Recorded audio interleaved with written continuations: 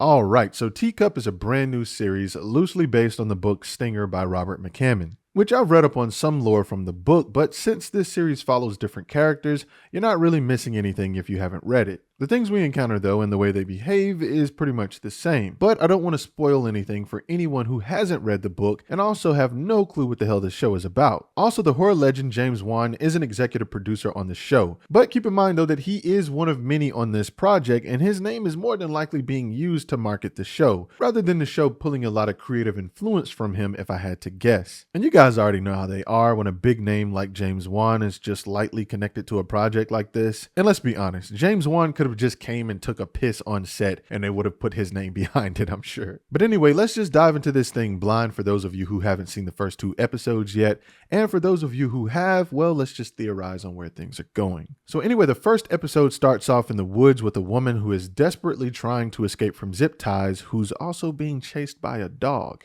Jesus Christ, she's in a tough situation. Then all of a sudden, it seems like something has taken control of her, like some kind of possession. And she mutters something that sounds like murder maker, I believe, but I'm not sure. Then we cut to this farmland where we get a shot from above the trees, where we see a woman named Maggie and her son Arlo trapping what looks like a wasp or hornet under a teacup, which is definitely foreshadowing for later. As she goes to free the wasp outside, the grandmother in the kitchen gets some weird static on her Bluetooth speaker for a short moment. And at this time, it seems like nothing. Just a little static on the radio, nothing weird is going on, you know how it is. Once Maggie goes outside to free the wasp, she runs into her husband James, who tells her that the animals were spooked about something, especially one of the goats Ginger, but we're not sure what just yet. Also, we find out that something is going on between the two of them that's causing a wedge in their marriage, but we don't know what that is at this time. After Arlo watches Maggie free the wasp, he sees the goat Ginger escaping the yard. Once Maggie walks in the stable, she notices that something seems to be still unsettling the horses. So she calms them down and walks back in the house. But during this time, we see Arlo leaving the yard to go after the goat Ginger. Now, after Arlo gets out in the woods, we see that woman from earlier who was on the run watching Arlo from a distance, just creepily watching him, if that's a word. Later back at the house, we find out that James's mom, Ellen, is staying with him now because she's lonely and wanted to be close to her kid and grandkids. But apparently Maggie and Ellen have been bumping heads because they wanted to reconcile things. Which that's always a tough one, right? If your mom has to come stay with your family, especially when you and your wife are already having issues and you're trying to keep family out of your business. That's just a lot of stress to deal with, but I'm glad it's not me. I've never had a situation like this. It just sounds stressful. But anyway, Maggie goes to get Arlo for dinner and she realizes that he's not around. She starts asking around the house, but no one knows where he is, but the father, James, figures that he's just hiding, which is fair because kids do be doing shit like that, of course. So it makes sense that they're not immediately going into panic mode, you know? So although it's starting to get late and they do need to find Arlo, the neighboring family, the Shanleys, rush over blowing their horn because apparently something is wrong with their horse. And since Maggie is an animal doctor, they came to her. She tells the Shanleys that their animals have been acting weird too, and we get a look at how bad this horse has been fucking itself up. I mean, things are beginning to get pretty damn weird. So once inside, Nicholas, the neighbors Reuben and Valeria's son,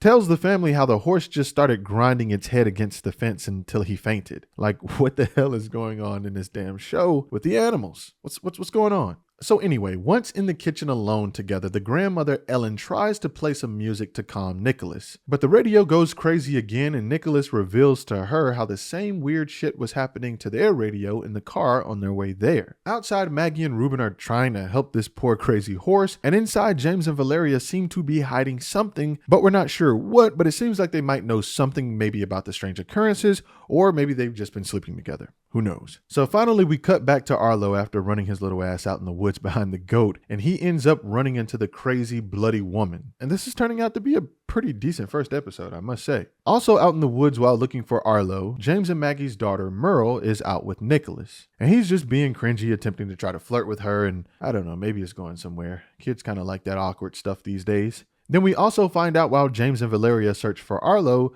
that they indeed had an affair. And we also find out that James's family seems to be quite aware of it already, and apparently they're currently in the healing phase for this. So it seems that James's family knows that he was being unfaithful, but they just don't know who it was with. James also tells Valeria this story about how Maggie is always the one in control of things and how she just knows how to handle things and knows what to do in crazy situations. but how for the first time he saw her lose control and lost when their daughter went missing when she was a kid. They found her in the oven because she wanted to see if she'd fit after they read her Hansel and Gretel.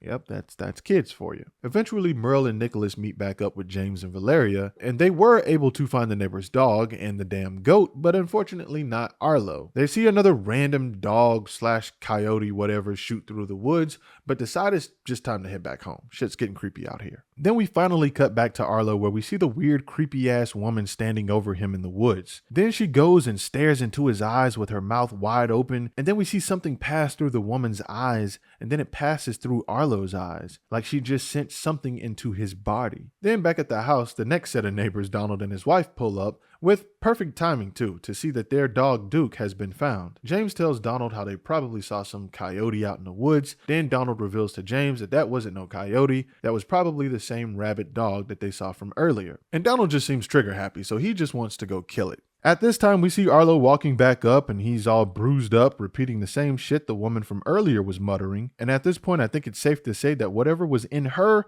is now in him. Back out in the woods, the crazy woman seems to be back to normal as she slowly wakes up and she's now calling for help. And then we see the strange wild dog just attack the shit out of her. Then we cut to the road where we see some guy pulling up wearing a mask. He gets out and starts spraying a blue line on the ground, and then that's the end of episode 2. Definitely pretty intriguing so far, but before we start theorizing or getting into any type of discussions, let me go ahead and recap episode 2. So yeah, definitely not a bad first episode, but in episode 2, things start off with the same static signal, making the lights flicker and messing up the speakers, basically letting us know that some kind of ominous presence is now here. They want to get help for Arlo, but they realize in this moment that their phones no longer have a signal. Then James runs to get the car to just drive him there, but unfortunately it won't crank along with everyone else's vehicles, and then the power just goes out. So everyone decides that it's just best to go inside and check out Arlo, and it seems that he's acting normal for a bit. But then he flips and tells Maggie how they need to leave and starts back with the weird chanting again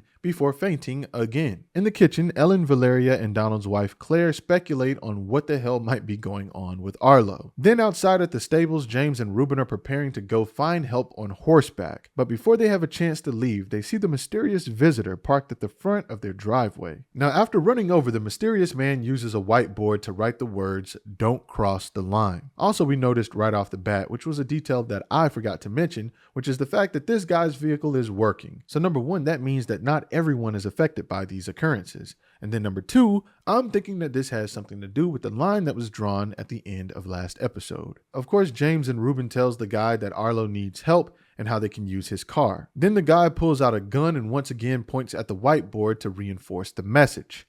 Don't cross the damn line. I just added the word damn in there for exaggeration. I'm sure you guys get it. During this time back in the house, Arlo tries to just cut Maggie's ass. Then he starts speaking a little gibberish, followed by how Maggie needs to let him go. Then he falls again and tells his mom that he's not doing these things and how he doesn't know what's happening to him. And of course, we, the viewers, already know that Arlo has some sort of alien parasitic creature inside of him. While still in the room with Maggie, he grabs the teacup and walks over and grabs a handful of marbles. Then he places 10 marbles on the carpet and covers them with the teacup. And then immediately, from the context of everything that's been going on so far, we can assume that these 10 marbles represent the 10 people currently within the blue border of their farm. That's James, Maggie, Merle, Arlo, Ellen, Ruben, Valeria, Nicholas, Donald, and his wife Claire. Then we cut out in the woods with Donald, who's looking to kill the rabid dog that him and his wife said they saw earlier, which he claims he's doing to protect James's kids. But honestly, it just seems like Donald just wants to go shoot some shit.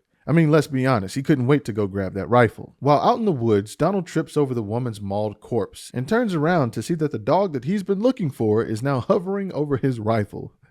So Donald begins to slowly back away and hauls ass back to the farm. Then we cut back to the farm where the mysterious man draws a circle with 2 X's in it to let James and Ruben know that they're the 2 X's within the barrier. At this time, Donald comes running from the woods with the mysterious wild dog chasing him. And then everyone just begins to watch in shock as he begins to start tussling with this dog alongside the blue line barrier. Donald is eventually able to throw the dog off across the line, and then some of the most craziest shit happens here. The dog's body slowly begins to snap, crackle, and pop as we can see his body becomes distorted and twisted, and we see his guts pouring out. And the end result is just some of the most ridiculous, gruesome shit you've ever seen happen to a dog on television. As James, Reuben, and Donald stare over at the dog's mangled body, the mysterious man taps his car to get everyone's attention once again. He has "Don't cross the line" written on the whiteboard. Then before the man leaves, he writes one last message on his whiteboard, and it says, "Don't trust anyone." Now, of course, the show is already interesting, but if you needed a reason to stay, then that whole damn scene right there would have definitely been the reason. Back inside in the kitchen with Ellen and Valeria, Claire tells them that she has Duke as protection and she's going home to call for help. They try to talk her into staying, but she already seems to have her mind made up. Then we cut back outside to the guys, where they're still puzzled by what the hell just happened, which I would be too. But in this moment, they look behind them to see that Claire is outside leaving the property. Now, luckily, the dog Duke knows that something is wrong and breaks loose from her crazy ass. Then the men begin shouting out to Claire for her to stop, but she pretends to ignore them and yells back that she's going home.